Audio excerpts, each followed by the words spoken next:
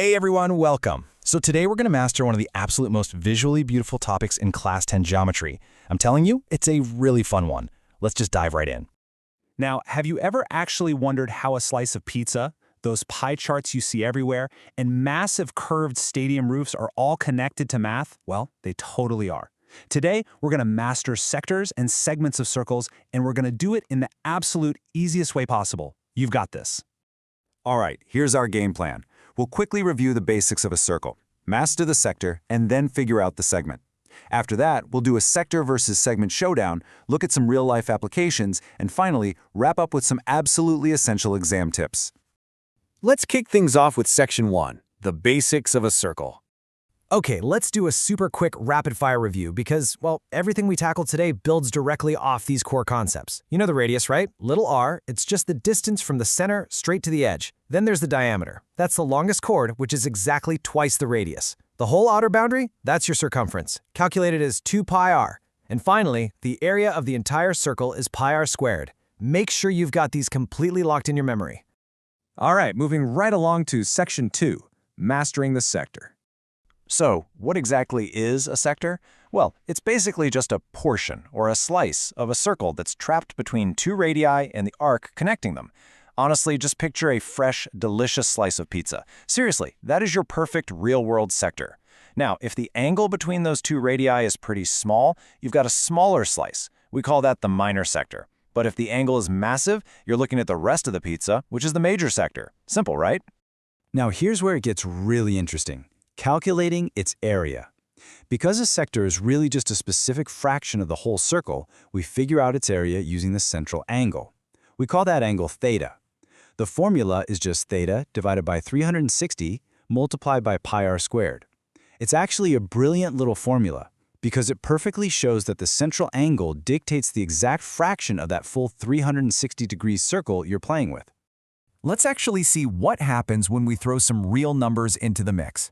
Imagine the radius of our circle is 10 centimeters, and our central angle is 60 degrees. We just pop 60 over 360 right into our formula, multiply that by pi, and then by 10 squared, and boom, we arrive at an area of roughly 52.36 square centimeters. See, it's really that simple.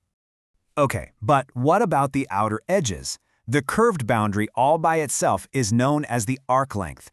That formula is theta over 360 times 2 pi r. But wait, if you want the total perimeter of the entire sector, you take that arc length and, this is super important, you absolutely have to add the two straight edges back in.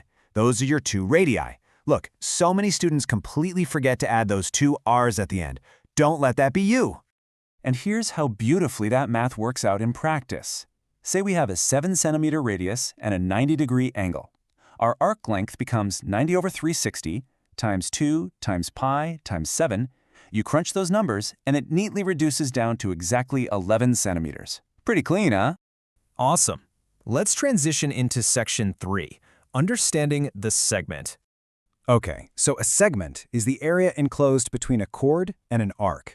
The absolute most crucial thing to remember here is that unlike a sector, a segment relies on a straight chord, not two radii coming from the center.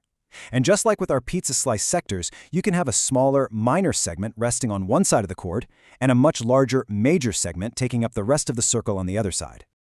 Now, I'll be honest, finding the area of a segment can feel like the most complex formula in the whole chapter.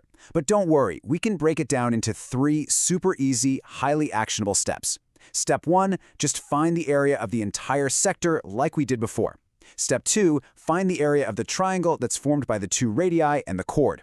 And step 3, simply subtract that triangle's area from the sector's area. That's it. Sector area minus triangle area. Let's put those steps into action using our previous numbers. We already know our sector area was 52.36 square centimeters, right?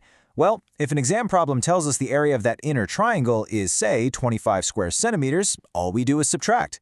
52.36 minus 25 leaves us with a final segment area of 27.36 square centimeters. Piece of cake. Moving on to Section 4, the big showdown, sector versus segment. When you put these two shapes right next to each other, the difference is honestly crystal clear. A sector is formed by two radii and an arc. Again, think of that pizza slice. A segment, on the other hand, is formed by a chord and an arc. making it look a bit more like a curved cap.